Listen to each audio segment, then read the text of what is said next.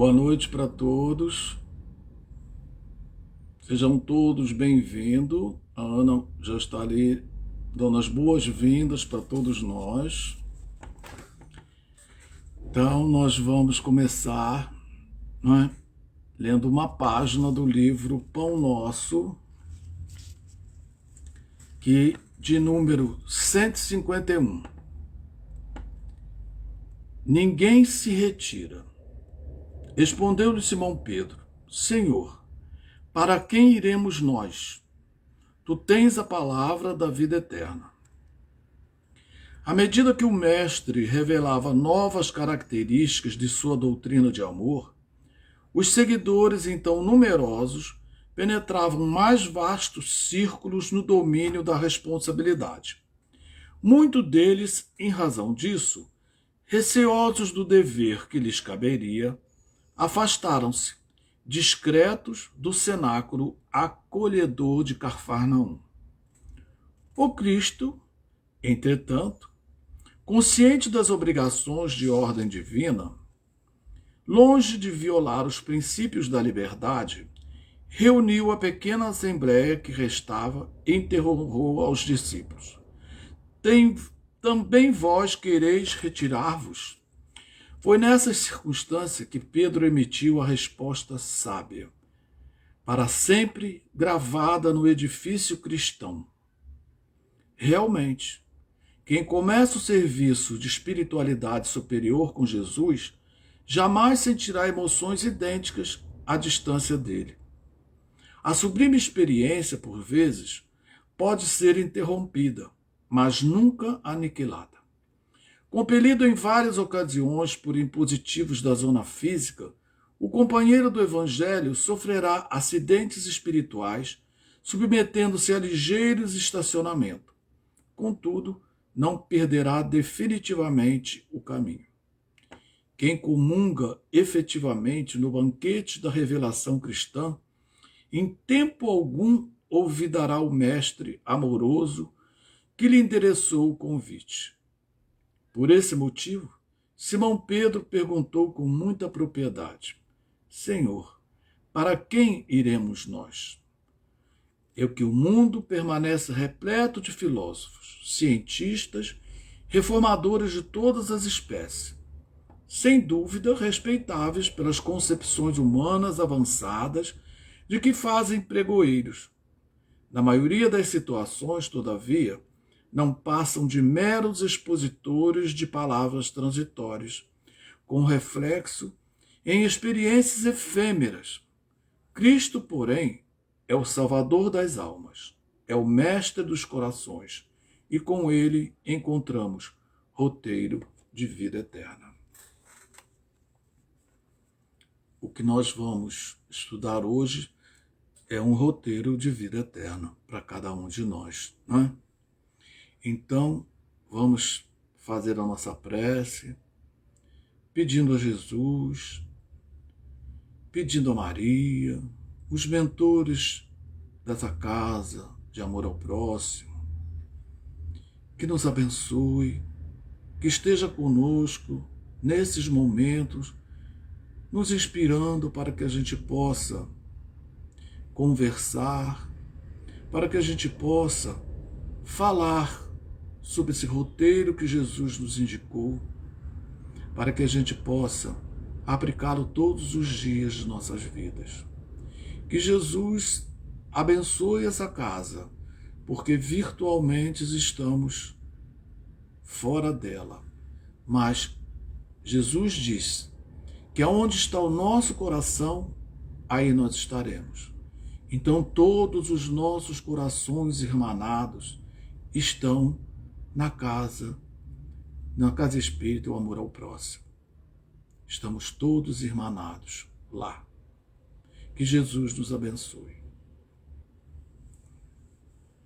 Meus queridos, o tema de hoje é o cisco e a trave no olho, não é? Que a Ana nos pediu que comentasse. Esse assunto é um assunto do Sermão do Monte. E o Sermão do Monte é um sermão muito importante, as palavras do Cristo, onde às vezes o Cristo nos chama atenção, às vezes ele nos dá as consolações, mas nesse tema, ele nos chama a atenção. E com muita propriedade, nesse tempo de pandemia, nós precisamos fazer uma reflexão desse assunto. E a gente vai conversando e a gente vai entendendo o porquê da necessidade desse tema nos dias de hoje. No Novo Testamento, esse capítulo é de Mateus, capítulo 7 do Novo Testamento, né? Então, ele começa dizendo assim: não julgueis para que não sejais julgados, porque com o juízo com que julgardes, sereis julgados, e com a medida com que tiverdes medido, vos hão de medir a vós. Esse não julgar para não seres julgados, no Evangelho segundo o Espiritismo, tem lá uma passagem da mulher adúltera, aonde uma mulher ia ser apedrejada, né? Que segundo a lei ela ia ser lapidada. E um monte de homens e uma mulher adúltera. Jesus chega e abaixa e começa a escrever na areia e diz: aquele que tiver livre de pecado, que atire a primeira pedra. Começa por aí, não é? Essa questão do Evangelho, atire a primeira pedra aquele que não tiver pecado. E Jesus vai escrevendo um monte de coisas na areia que a gente acredita que fosse os defeitos das pessoas que estavam ali. Cada um colocando a sua carapuça, foram se afastando. Até que se afastaram todos e a mulher pergunta para Jesus. Jesus pergunta para a mulher: aonde estão aqueles que te julgavam, que te acusavam? E ela diz: foram todos, Senhor. Aí Jesus diz assim: então vá e não peques mais. Isso começa por aí, a questão do julgamento que a gente faz das pessoas. Às vezes, a gente não está na situação que a gente julga. Às vezes a pessoa viveu uma situação que, se nós estivéssemos lá, faríamos a mesma coisa, ou até faríamos pior. Porque hoje a gente estava conversando na questão do conheça-te a ti mesmo. A gente se conhece. Olha, esses dias eu me conheci mais uma coisa que eu não sabia, de ruim que eu tinha, que eu não sabia.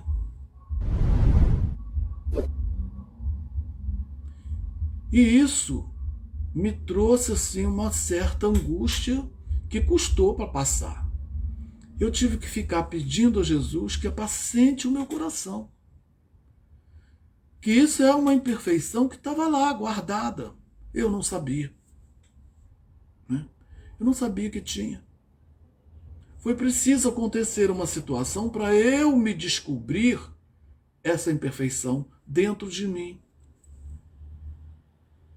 Então, a gente julgar as pessoas é muito difícil.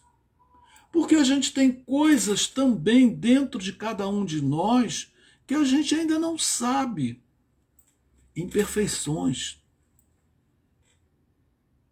que temos guardado lá são os ativismos das vidas passadas. Nós somos espíritas, somos reencarnacionistas. De repente, de algum momento, essa coisa sai.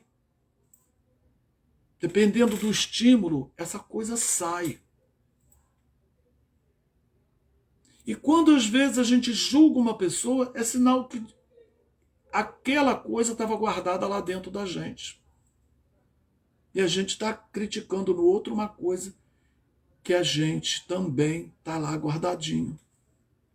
Que a gente às vezes não sabe que tem. A gente tem que tomar esses cuidadinhos quando a gente vai julgar os outros. Também tem aquela, né? Quando a gente aponta um dedo para a pessoa, ó, 3 está apontado para cada um de nós. Então, nós ainda somos imperfeitos. Nós somos perfectíveis. Estamos a caminho da perfeição.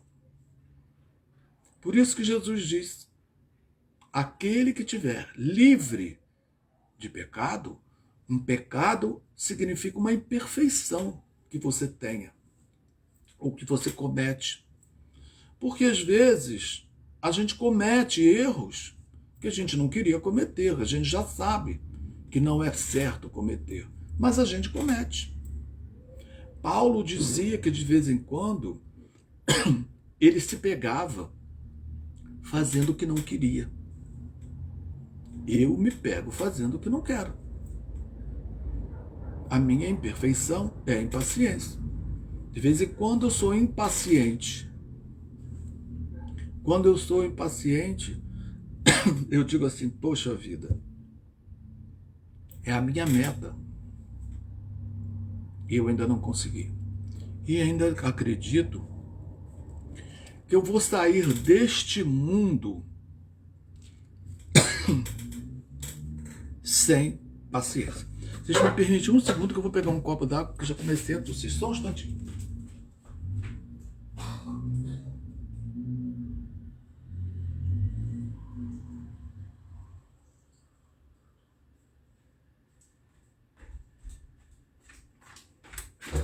Gente, me perdoe porque eu esqueci de trazer um copo d'água. Aí, como eu estava dizendo, eu ainda vou sair dessa vida completamente impaciente. Então a gente não pode julgar. A gente, quando for fazer um julgamento, a gente pensa na questão da mulher adúltera. Que Jesus devia estar lá observando o meu defeito. Como Jesus não está observando direto, o meu anjo da guarda está. Os amigos espirituais e os obsessores também estão me observando. Isso eu tenho que pensar. Eu não sou uma pessoa sozinha. Eu tenho uma multidão em torno de mim. Então, quando eu julgar os outros, eu tenho que pensar que os representantes de Jesus estão à minha volta. Depois ele continua dizendo assim: e por que reparas tu no argueiro que está no olho do teu irmão e não vês a trave que está no teu olho? Segundo as traduções, o argueiro é um pequeno ramo e a trave seria uma pilastra imensa, aonde essa pilastra atrapalha você ver o cisco, o argueiro no olho do outro. Primeira questão: quando você está olhando o argueiro no olho do outro, que você está com uma trave no seu, você está numa posição orgulhosa. Às vezes você está se colocando numa posição que você é melhor do que ele. Por isso que você está julgando ele. Por isso que você está chamando a atenção dele. É uma posição orgulhosa. Que serve às vezes até para nossas posições de oradores espíritas. Porque quando nós estudamos esses assuntos, primeiro a gente fala para nós. Quando a Ana me deu esse tema, eu virei e falei assim, meu Deus do céu, eu tenho que prestar atenção. Quem sabe eu estou julgando os outros. Quem sabe às vezes eu estou falando com um ar de superioridade, criticando os outros. Eu fiquei preocupado. Quem sabe eu estou olhando o outro e não estou vendo a minha situação. Então isso é esse roteiro que nós vimos aqui de vida eterna que a lição nos deixou. Que a gente não deve estar olhando o defeito do outro sem olhar primeiro o nosso. Então Jesus ainda vai mais. Ele diz assim, ou como dirás a teu irmão, deixa-me tirar o argueiro do teu olho. Olha, você às vezes ainda pede, dá normas para que a pessoa não erre mais. Você diz assim, você não deve fazer isso, você não pode fazer isso, mas não tira a trave do seu olho. Com isso que ele quis dizer. Ou como dirás a teu irmão, deixa-me tirar o argueiro do teu olho, estando uma trave no seu. A gente tem que pensar que nós temos muita gente olhando para nós. Às vezes, até essa criatura que nós estamos julgando, que está criticando, ela está sempre olhando para nós. Às vezes ela diz, tem gente que diz assim, olha lá, tá vendo? Está chamando a minha atenção, mas não olha para ele. Eu já vi muita gente dizendo assim, fulano, eu não gosto da palestra do fulano, porque fulano fala o que ele não faz. Isso não quer dizer nada, porque todos nós estamos no esforço de sermos verdadeiros espíritos, verdadeiros cristãos. Então, por isso que geralmente a gente tem que falar que quando a gente está falando de alguma coisa, alguma coisa de algum esforço que todos nós temos que fazer, a gente se inclui. Mas para uma pessoa que vai pela primeira vez, que vê a gente falando, que nos conhece, e diz assim, tá vendo? Fala para os outros, mas não fala para si. Esse é o cuidado, né, que a gente tem que ter. Quando a gente falar para os outros, estamos falando primeiro para nós. E essa questão de dizer assim, como dirás, assim, deixa-me tirar o argueiro do teu olho.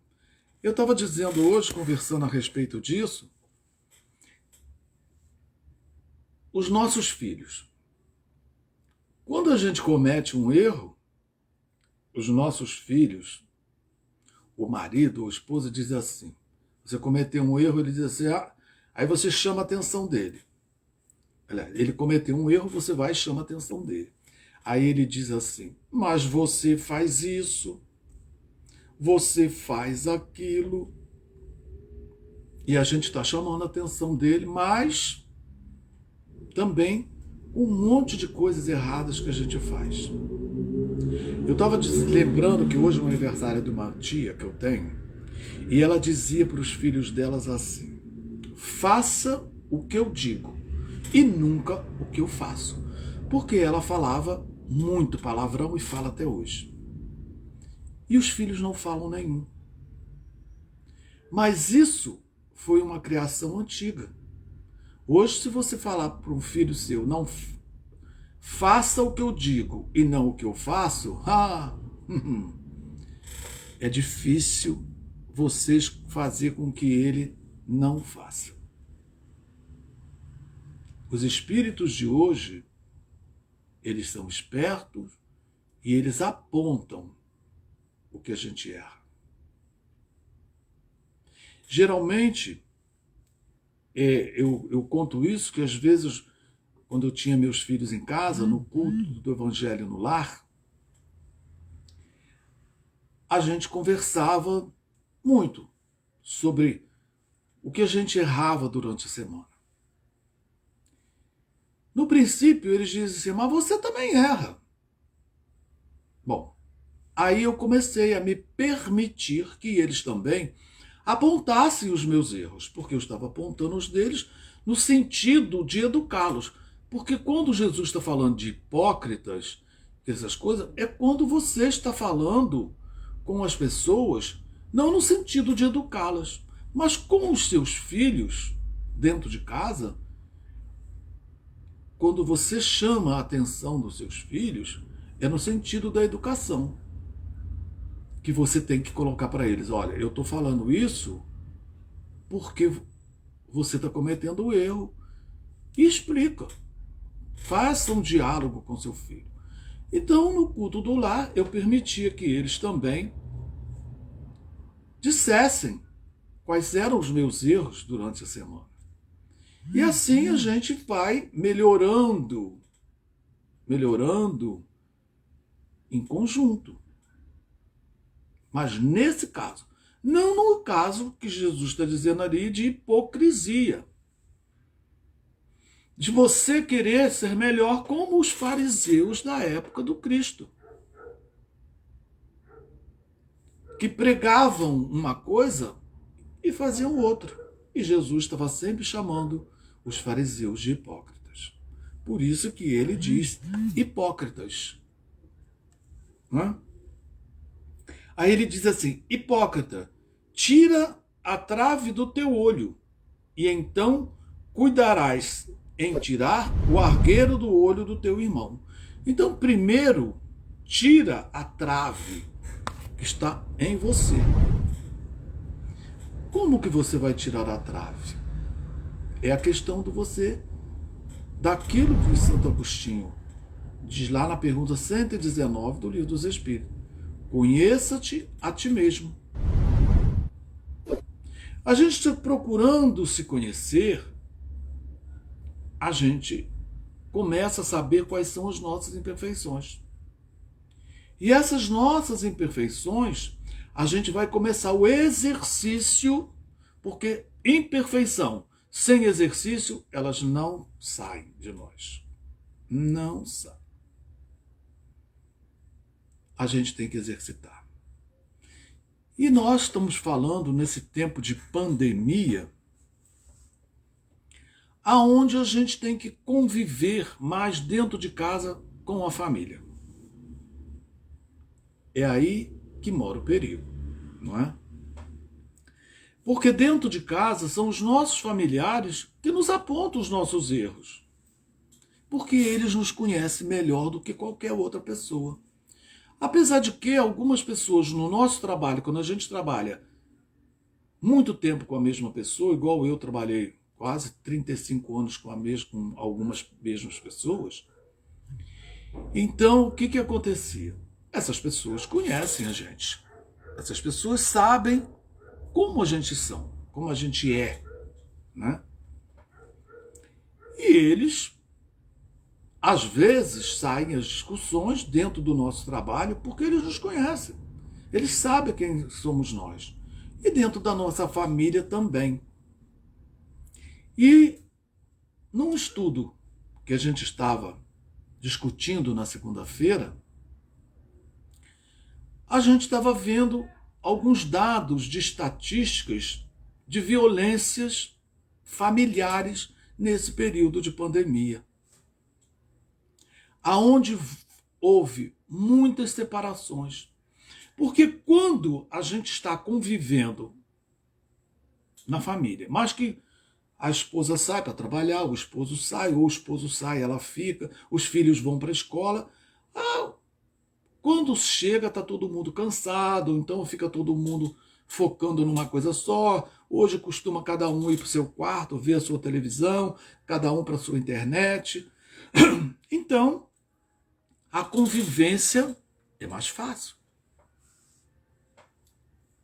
Porque fica cada um para um lado e se encontra, às vezes, raramente. Tem família que nesse período normal, quase que ninguém se vê. Um chega, o outro já está dormindo, o outro sai, o outro ainda está dormindo e vai se convivendo. Agora, proximidade, convivência todos os dias e todas as horas, dentro do mesmo ambiente, com os nossos espinhos, olha, é difícil.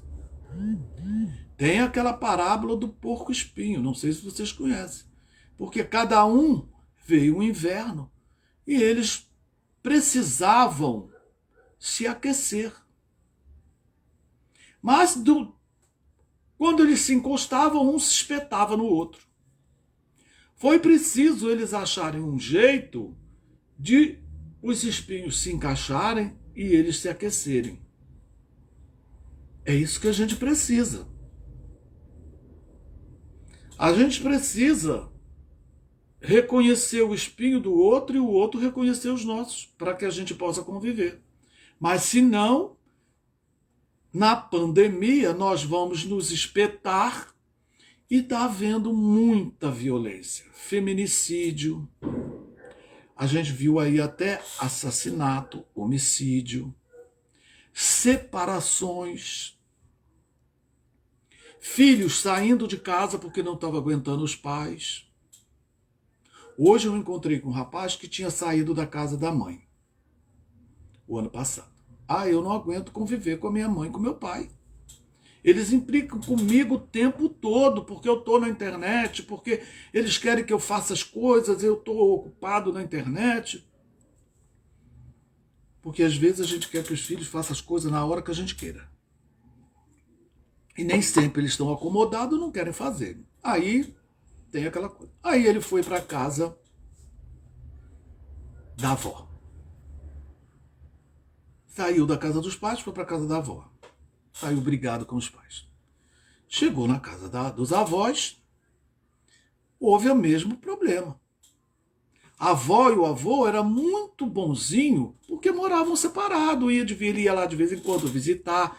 A avô gosta muito de passar a mão na cabeça de neto, mas por quê? O neto vai lá e vem e vai embora.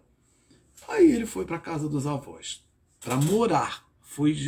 Arrumou a mala e foi para a casa dos avós. Ele disse que na casa dos avós a coisa piorou. Lógico. Os avós são de outros tempos. Não são mais do mesmo tempo dos pais. Ficou lá, houve uma desavença lá entre eles, né? O avô brigou com a avó por causa do neto. Resultado, para onde ele teve que ir? Voltar para a casa dos pais. Isso são os espinhos. São as traves, porque a gente começa a ver os defeitos do outro e a gente não aceita os nossos. A trave que está no nosso olho, pelos nossos orgulhos, a gente não aceita. Quando o outro diz. Aí sabe o que acontece? Vira lá no Evangelho segundo o Espírito, tem o duelo. Vira um duelo de bate-boca. O bate-boca é um duelo. Que pode chegar a coisas graves. Pode chegar às vias de fato. A um agredir o outro fisicamente. Como a gente tem notícia de filhos que estão agredindo os pais. De maridos com as esposas. As esposas com os maridos, os pais com os filhos, porque há um duelo por causa do cisco no olho do outro. Igual um disse assim: o meu pai não tem moral para me chamar a atenção. Olha, o pai deve ter uma trave imensa enxergando um cisco no olho do filho. A gente tem que pensar bem. Por isso que eu disse que este tema é muito propício para esta época de pandemia, aonde a gente tem que refletir sobre esse tema. Eu tenho feito uma live para jovem e digo às vezes que o jovem, ele precisa compreender os seus pais. Né? Porque às vezes o pai, ele enxerga o cisco no olho do filho. E ele fala para educar. É diferente quando você fala por maldade, por orgulho, para ferir o outro. É completamente diferente. Também é diferente no livro, no mesmo capítulo está lá, se a gente pode repreender uma pessoa. Repreender significa você também enxergar um cisco no olho do outro, uma imperfeição no outro. É permitido sim. Agora, de que maneira você vai chamar a atenção? Não é a maneira da imposição, querendo que a pessoa mude de um dia para o outro. Não é você chamar a atenção por maldade, por hipocrisia. É você também dar liberdade para que a outra pessoa também possa chamar a tua atenção. Eu tenho duas amigas espíritas da casa espírita que a gente tem um trato. A gente diz assim: olha, quando você perceber que eu estou fazendo alguma coisa que eu não devo, você chega e me chama a atenção. Mas eu já dei essa liberdade. Da mesma forma que eu dou liberdade aos meus filhos de dizer para mim aonde é que eu estou errando.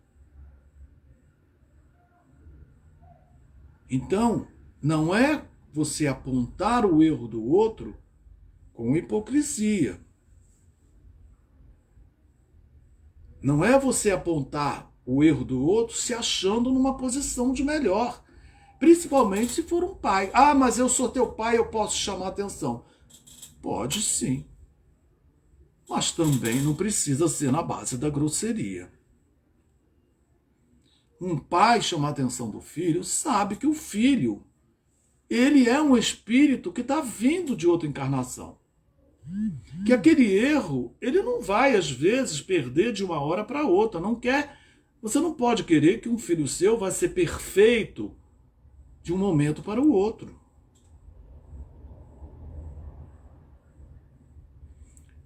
A questão é: água mole em pedra dura, tanto bate até que fura, dizia minha avó.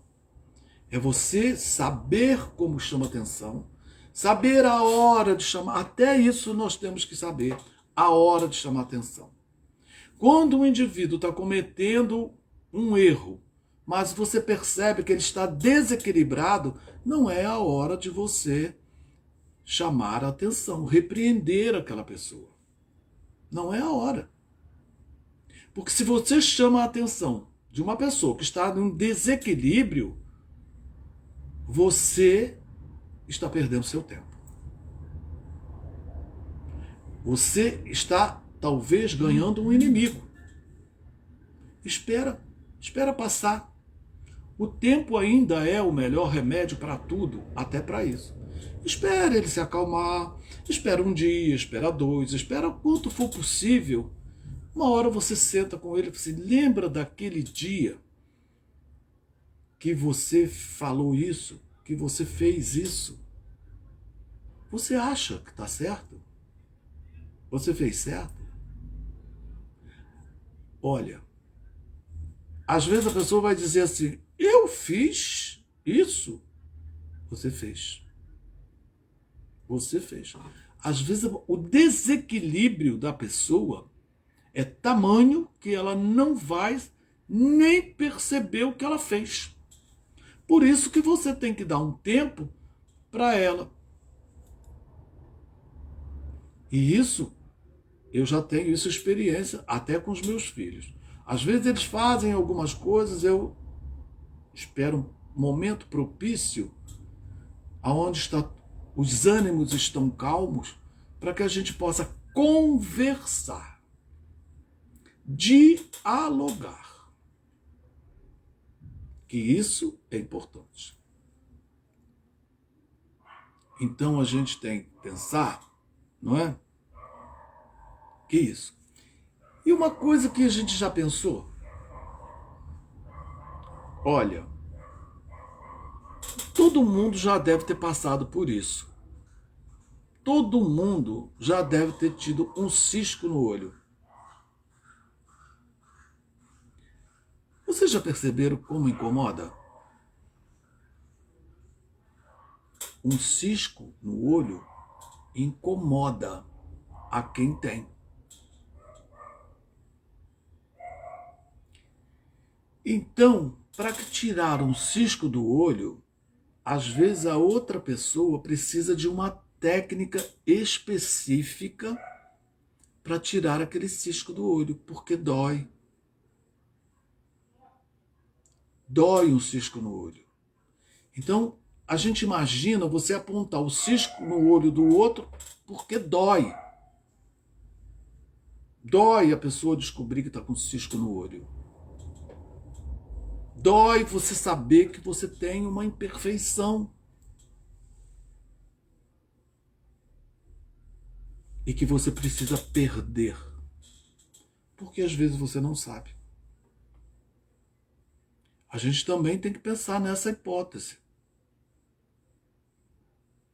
Nós, espírita, quando alguém apontar um cisco no nosso olho, vai doer. Principalmente se você é um espírita que se esforça para ser melhor.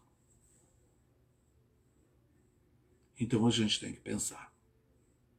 A gente tem que pensar. Essa questão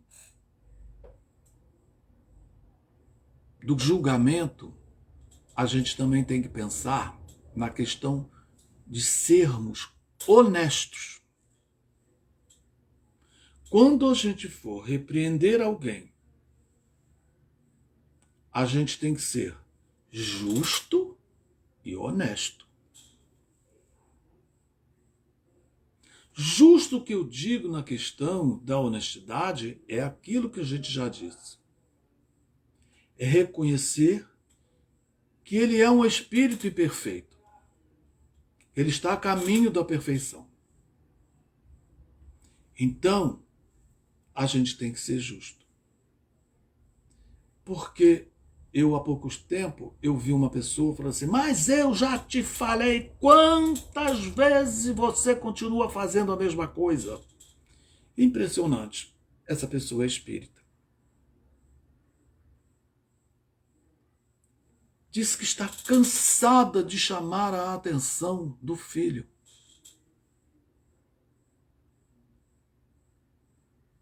Olha, um pai para educar dá trabalho. Dá muito trabalho. É preciso que um pai que eduque saiba que vai ter que chamar a atenção muitas vezes. Muitas vezes ele vai ter que chamar a atenção do filho porque está cometendo o mesmo erro, porque a gente comete. Eu já disse aqui a questão do Paulo, que se pegava fazendo o que não queria. E o filho às vezes diz assim, mas vai falar a mesma coisa, você vai me chamar a atenção, vai falar as mesmas coisas, que eu estou cansado. Aí você diz para o filho assim, mas você ainda não faz o que eu faço. Olha, encontrar um jeito, uma estratégia, né? Às vezes você também não pode deixar de chamar a atenção. Mas, quando você dialoga com o filho, fala assim, olha, quando eu te chamo a atenção, é para que você melhore. É te apontar que você cometeu o mesmo erro, para você começar a evitar. O diálogo é essencial. O diálogo é para evitar o duelo, a discussão. Então, meus queridos, a gente tem que ver isso. Essa situação de ser honesto, de ser justo, eu estou chamando a atenção para você tentar não errar mais. E ser paciente com as imperfeições dos outros. Eu acho que eu já contei para vocês a situação de um amigo meu que uma vez pegou o filho fumando maconha dentro de casa. Ele chegou, pegou o filho fumando maconha dentro de casa. Primeira coisa que ele fez, deu uma coça no filho. Deu uma coça no adolescente. E disse para o filho que se pegasse de novo, que ele ia ver. Pegou. Sabe o que ele fez? Catou o filho, botou porta fora, no Rio de Janeiro, no apartamento, botou: você está expulso de casa. Ora, olha que coisa. O menino, logicamente, disse para ele assim: ah, é? Você vai ter notícias minhas. Botou o dedo na cara do pai e disse: você vai ter notícias minhas. Mandou uma foto para o pai com um fuzil numa favela com um grupo de traficantes. O pai, nossa senhora, a mãe ficou desesperada, a mãe não sabia mais o que fazer, entrou num estado de depressão. E o pai ainda alimentando, dizendo: tá vendo? Já é marginal, é marginal. Bom, uma semana depois, ele foi chamado para reconhecer o corpo do filho no Instituto Médico Legal. O menino, inexperiente, dentro de apartamento, essas coisas todas, né? Filho único, foi num tiroteio, foi morto. E ele teve que ir lá reconhecer. Ele disse para nós, para mim e para o outro amigo meu, que foi a maior dor que ele sentiu de ver o filho todo baleado. A partir daquele momento, o remorso tomou conta dele. Ele começou a perceber o mal que ele fez ao filho, e a ele, e a esposa. E que não tinha mais jeito. A partir daí, passado o tempo, a depressão consumiu a esposa. Ela veio a falecer. E ele envelheceu 50 anos. Teve que se afastar do serviço e ficar sozinho dentro de uma casa. A gente ia visitá-lo e dava pena. Um homem que não conseguiu deixar de se culpar por causa de um ato intempestivo, por causa de uma situação, de um cisco na vida do filho, que ele podia retirar aos poucos, através do diálogo, através do tratamento. Então a gente tem que pensar que nós estamos na convivência dentro de casa. Temos que pensar que temos os espinhos, que são os nossos ciscos nos olhos. Temos que nos ajeitar para que a gente possa conviver, suportar o frio dos nossos sentimentos. Temos que educar os nossos sentimentos para esses tempos novos que estão vindo aí. Educar os nossos sentimentos para a convivência. fazer com que o amor que está dentro de nós possa fluir. Então, meus queridos, é isso que a gente diz aqui na lição de abertura. Senhor, para quem iremos nós? Jesus é o nosso modelo, o nosso guia. Ele nos deu, como diz aqui, roteiro da vida eterna. Nós temos as casas espíritas fazendo atendimento fraterno. Aquela fazendo atendimento fraterno de uma forma virtual.